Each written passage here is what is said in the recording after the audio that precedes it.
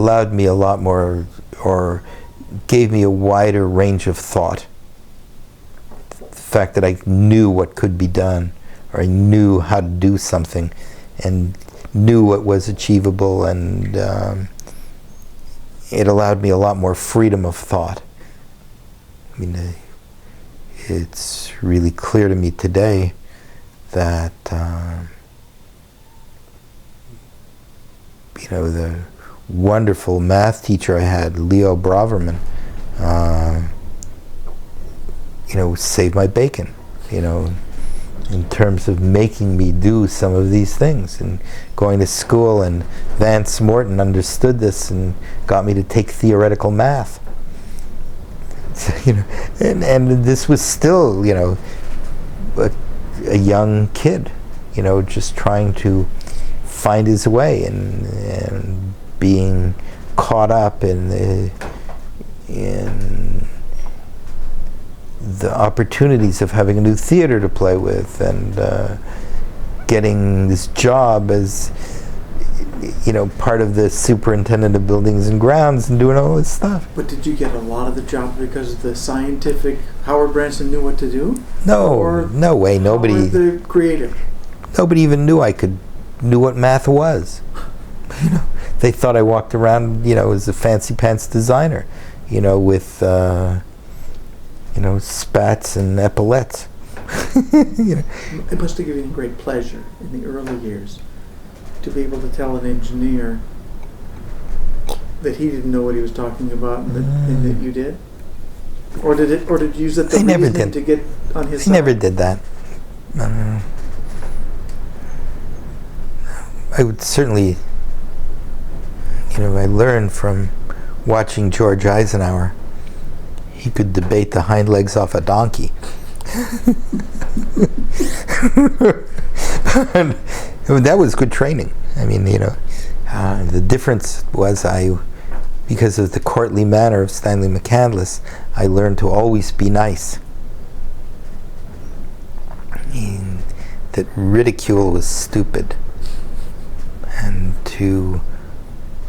that my job was to be a teacher, and that I would be mutually educated by being that. I gave up teaching, this idea of being a teacher, when I got to college, because when I got my student assistantship and saw the politics of school, I said, I don't want to be involved in this stuff. I might as well do it as teach it.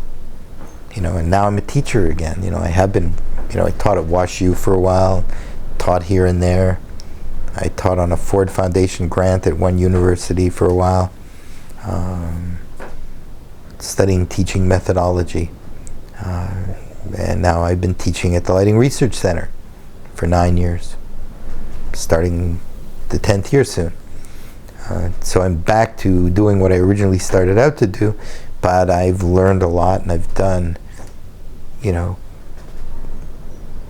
couple of thousand projects around the world at that time, and again doing things that were essentially never done before. By being learning.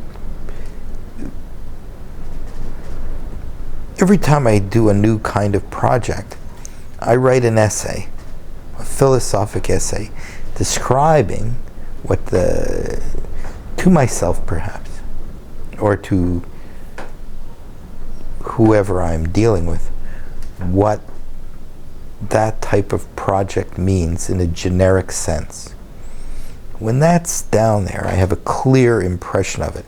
The light has nothing to do with it. It's really, what is this project? So you could pick anything. There's a difference between the office in the public sector and the office in the private sector. People think of office lighting. That's a crock. There's a difference. There should be a felt difference, and there's a different culture if you do an office for the Department of Agriculture, or if you do an office for the Department of the Army, or the Department of Justice. There's a definite mood difference. And until you understand what that particular aspect that says the Department of Justice is. You can't do it. Well, tell us, what would be that difference?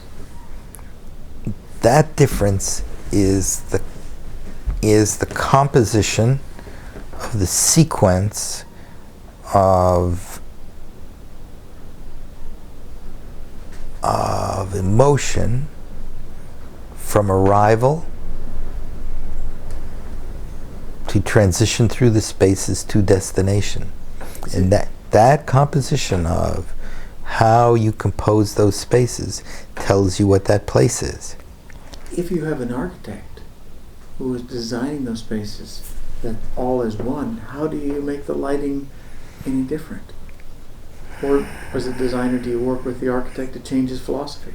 Well, you don't change his philosophy. You just point out whatever it is you need to point out. Certainly it is very clear that lighting people have done what most other practices have done. They've created a jargon. They've created a whole series of metrics that they deal with each other, and they inflict upon people that are going to use the place. So we wind up with office lighting instead of office lighting for a certain presence. I mean, and the architect doesn't make that mistake to the degree that lighting people do. Okay. Because the client understands what a chair looks like. He understands what materials are. He can see them. They're tangible elements. And lighting is a little bit more mysterious to them, sometimes even to the architect. And you need certain things to occur. And it certainly is none of those lighting metrics. It is the end result of what it is. It certainly isn't a certain amount of illumination. So would you say then that the Howard Branston is the instructor to work with the architect to teach him, or to... No, I'm a member of the team. The difference is I bring my worldly life experience to the job to share with him.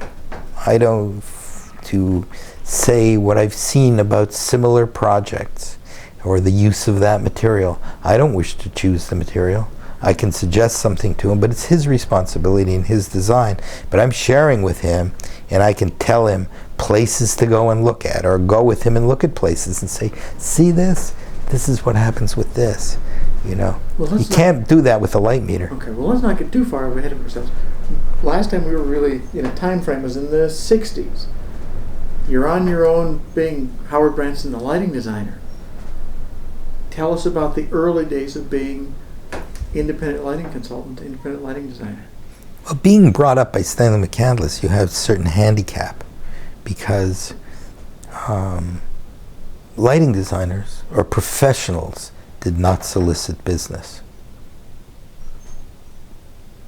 So when I decided to start my own office, I sent out announcements to everyone that I was now in private practice. So your private practice started right after? It started in 1965. I decided, I was at Seymour Evans Associates. We didn't get along. I learned everything not to do. I had a chance to work on wonderful projects with Seymour and turn out some really beautiful things and some things that functioned, depending on what it was. But it was a good experience, and it was a good business experience too. As I said, I learned everything not to do. Was Seymour a businessman? No. Seymour was raconteur, man about town, playboy, and wonderful creative salesman. He could sell you the moon several times. Okay. So Howard now has his business. Yes. So tell us about your early... I sent out all these announcements. Okay. That was really quite fun, and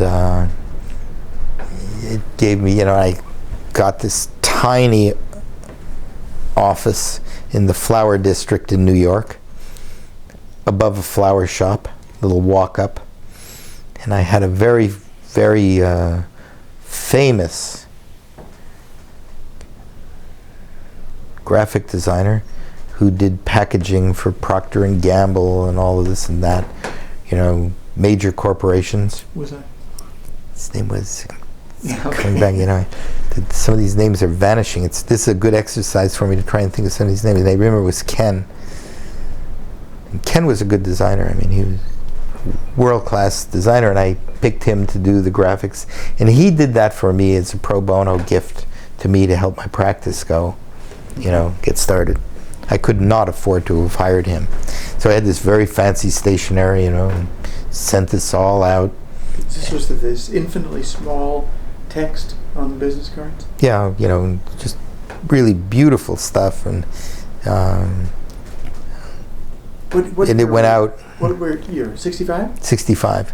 Okay. It was officially incorporated in 66.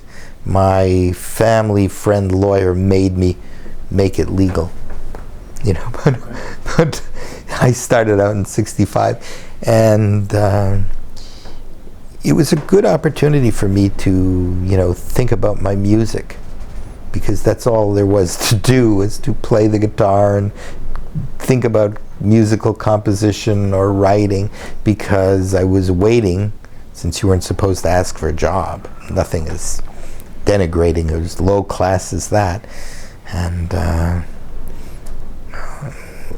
I was telling a couple of my friends, you know, that I was like going to go down the tube, you know, from formerly being a fairly, you know, substantially paid person as an associate in Seymour Evans Associate. I was now making zero. I had to decide whether I could have a hot dog or a hamburger for lunch, you know, because I was living on totally unsaved money. Did you bring any clients from Seymour? No, that was unethical. Any clients from Century? Unethical. You don't do things like that. You still shouldn't. You know, When I worked for you in the 70s, you had clients like Shermaeff and Geismar, yes, they came. but not Eh. from the connection from Century. No,